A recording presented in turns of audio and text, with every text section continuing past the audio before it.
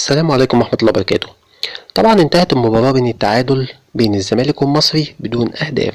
بالنتيجة دي يصبح الزمالك في صدارة المجموعة برصيد 8 نقط، ثم يليه المصري برصيد 5 نقط، ثم يليه انيامبا النيجيري برصيد 4 نقط، ثم بلاك بولز 4 نقط. طبعا كده المجموعة لسه فيها منافسة شغالة.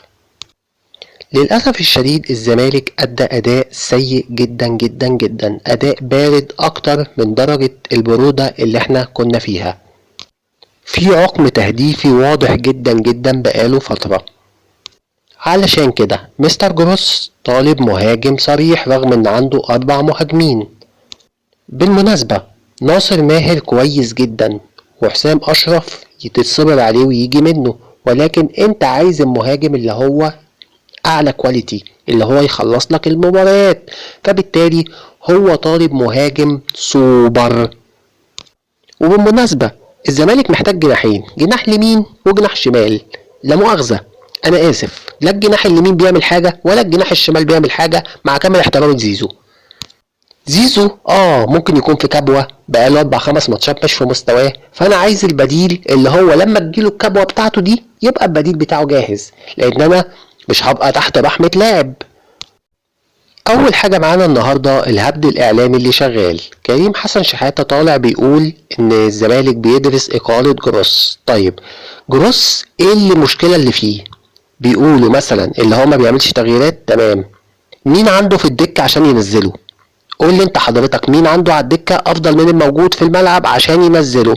هل مثلا عنده فرجاني ساسي ولا اشرف بن شرقي قاعدين على الدكة وهو مش عايز ينزلهم؟ ولا انت اللي بيلعب زي اللي ما احد وكلاء اللاعبين يرشح صفقة جديدة للزمالك، واللاعب اسمه كوادو اوبوكو، لاعب في الدوري الامريكي وبالتحديد في نادي مونتريال الامريكي، بيلعب في مركز الجناح الايسر. ودوت الميزة اللي فيه ان هو ما بيشاركش مع فريقه حاليا يعني في الصفقة، فعشان كده عايز الزمالك ياخده 6 شهور اعارة مجانية. كونراد مشلاك اتسأل بعد المباراة عن موقفه مع الزمالك، قال اللي هو مكمل في الزمالك وما يعرفش اي حاجة عن موضوع قطع الاعارة اللي الناس بتتكلم عنه.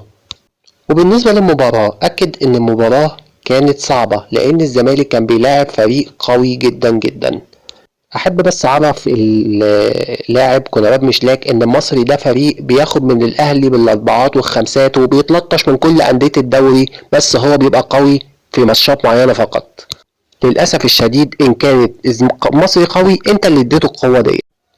اللاعب مصطفى شلبي رد بتويتة على المشجع اللي رفع يافطة مكتوب عليها بحبك يا مصطفى يا شلبي وعايز تيشيرتك، وطلب إن حد يوصله بالطفل دوت. طبعا مصطفى كلاعب مش هقدر ألوم عليه لأن هو ده مستواه، إنما على الجانب الإنساني هو شخص محترم جدا بالتأكيد. الاعلامي خالد الغندور اللي بيجيب اخبار الله اعلم بيها مصدرها ايه، بيقول ان عبد الله السعيد جاي له عرض ليبي. مش عارف الكلام دوت ربما يكون صحيح، بس كابتن خالد الغندور بيقول حاجات غريبة محدش في الاعلام بيقولها غيره. وعموما الله ورسوله اعلم. قرار مستر جروس بعد التعادل النهارده ان الفريق هيستأنف تدريباته بكره بدون راحة، لان الفريق عنده ماتش يوم الخميس الجاي مع ابو قير للاسمدة في دور 32 للكاس. طبعا كلنا عرفنا ان انيمبا قدر يفوز فوز كبير على بلاك بولز بنتيجة 4-1 عشان يتساوى مع بلاك بولز في النقط، 4 نقط لكل فريق. الاعلامي المعلق بلال علام احتفل بتويتة بيهني فيها الزمالك بمناسبة مرور 114 عام على ذكرى تأسيس نادينا الملكي نادي الزمالك. الإعلامي عمرو الدرديري شايف إن في الموسم المقبل هيكون محمد الشناوي حارس الأهلي ربما يكون في الزمالك.